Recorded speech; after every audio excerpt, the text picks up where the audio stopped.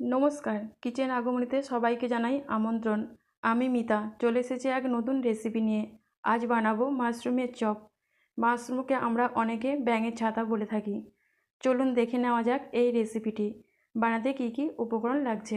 আলু, ভাজা মশলা, মাশরুম কুচি, সাদা তেল, গোলমরিচ, নুন, কাঁচা আর পাকা লঙ্কা কুচোনো, আদা বাটা, রসুনটা আমি থেতো করে নিয়েছি, হলুদ গুঁড়ো, এখানে আমি পেঁয়াজ কুচি করে নিয়েছি দুটো ডিম আর বিস্কুটের গুঁড়ো। প্রথমে গ্যাসটা অন করে কড়াইটা বসিয়ে দিলাম। গরম হওয়ার অপেক্ষায় কিছুক্ষণ আমি থাকবো। কড়াইটা গরম হয়ে গেলে এর মধ্যে আমি তেল দিয়ে দিচ্ছি হাফ কাপ।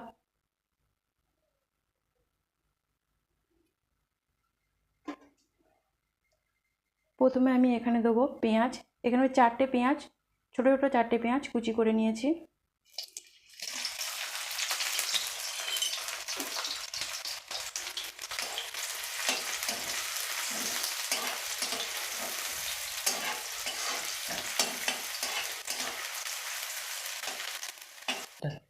পেঁয়াজটা লাল লাল ভাজা হয়ে এলে এর মধ্যে আমি দিয়ে দেবো থেঁতো করা রসুন। রসুনটা আমি খুব মিহি করে বাটিনি, হালকা থেঁতো করে নিয়েছি। রসুনটা দিয়ে আবার আমি নাড়তে থাকবো।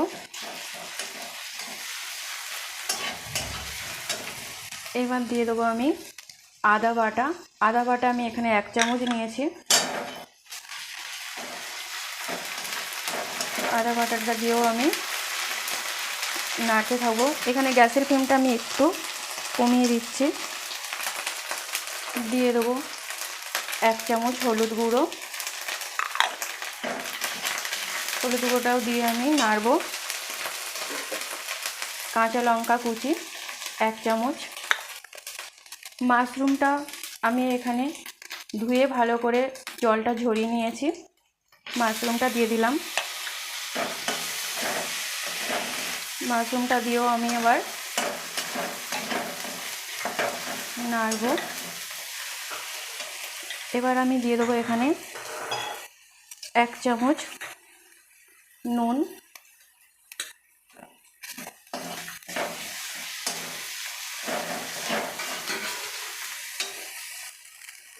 আগে থেকে আমি আলুটা সেদ্ধ করে একটু ভেঙে রেখেছি। এবার দিয়ে দেবো আলু।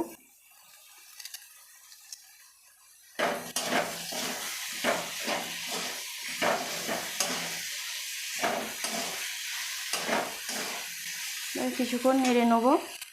নেড়ে আমি এখানে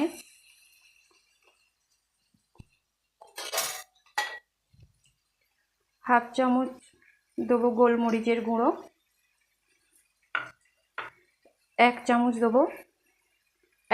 দেবো ভাজা মশলা। ভাজা মশলাটা আমি আগে থেকেই বানিয়ে রেখেছিলাম। এর মধ্যে দেওয়া আছে জিরে, ধনে, মৌরি আর 2টো লঙ্কা। শুকনো কড়াইতে আমি হালকা নেড়ে ওটাকে আগে থেকে আমি গুঁড়ো করে রেখেছিলাম। এবার উপকরণটি আমি কিছুক্ষণ নাড়তে থাকবো। তৈরি হয়ে গেছে মাশরুম দিয়ে যে পুরটা বানালাম, এটা আমার তৈরি হয়ে গেছে। এটাকে এবার আমি আস্তে আস্তে করে তুলে নিয়ে 5 মিনিট আমি ঠান্ডা করতে রাখবো। কেন এটা গরম অবস্থায় কিছুতেই করা যাবে না, তাই 5 মিনিট ঠান্ডা করার পরে আমি এটাকে চপের আকারে শেপ তৈরি করে নেব। আমি এখানে 2টো ডিম ফাটিয়ে নিয়েছি। এর মধ্যে আমি এবার দিয়ে দেবো হাফ চামচ নুন, হাফ চামচ গোলমরিচের গুঁড়ো। এটাকে ভালো করে আমি এবার ফেটিয়ে নেব। চপের পুরটা এখানে রেডি হয়ে গেছে। এটাকে আমি চপ আকারে এবার তৈরি করে নেব।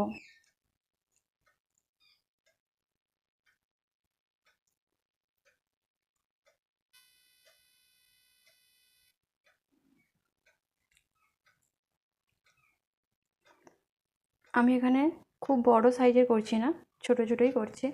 আপনারা চাইলে এখানে বড় করেও নিতে পারেন। আমি এখানে মাশরুমের পুরগুলো এরকমভাবে শেপ দিয়েছি। আপনারা চাইলে এটা চ্যাপ্টাভাবেও শেপ দিতে পারবেন। প্রথমে আমি এটা বিস্কুট গুঁড়োর মধ্যে দিয়ে কোট করে নেব।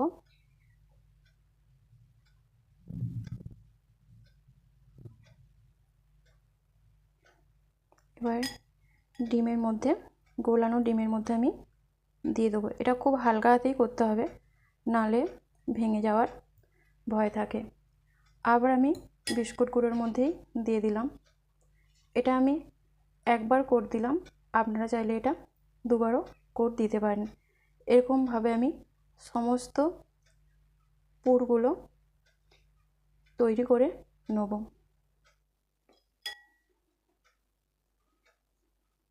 খুব হালকা হাতেই করতে হবে, নাহলে এগুলো ভেঙে যাওয়ার ভয় থাকে।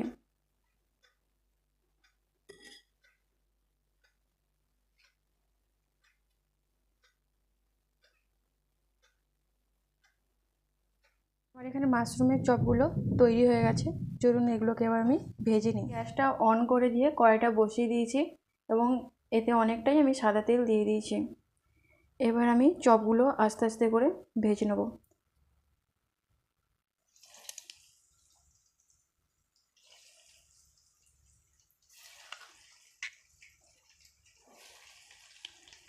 এই সময় গ্যাসের ফ্লেমটা মাঝারি আঁচেই রাখতে হবে, কেন না হলে কী হবে, ওপরটা হয়তো পুড়ে যাবে, ভেতরটা কাঁচা থেকে যাবে।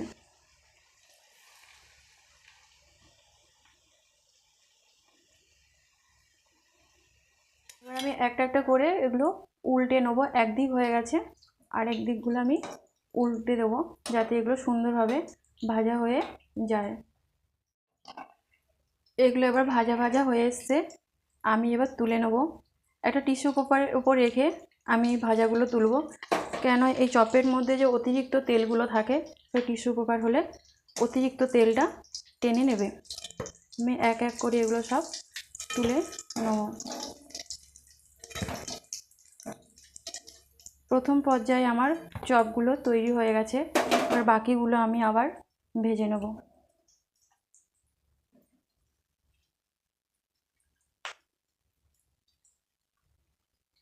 তো মাশরুমের চপগুলো তৈরি হয়ে গেছে, এবার আমি এটাকে তুলে নেব।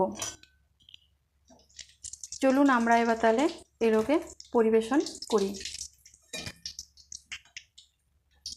হয়ে গেছে মাশরুমের চপ। এটা আপনারা সস দিয়েও পরিবেশন করবেন এবং স্যালাড দিয়ে পরিবেশন করবেন। আপনাদের রেসিপিটি ভালো লেগেছে, ভালো লাগলে অবশ্যই একবার বাড়িতে ট্রাই করবেন। আর আমার ভিডিওটি লাইক, কমেন্ট, শেয়ার করতে ভুলবেন না। চ্যানেলটি সাবস্ক্রাইব করে পাশে থাকা বেল আইকনটি প্রেস করবেন নতুন নতুন আবার ভিডিও পাওয়ার জন্য। ভালো থাকবেন, সুস্থ থাকবেন, ধন্যবাদ।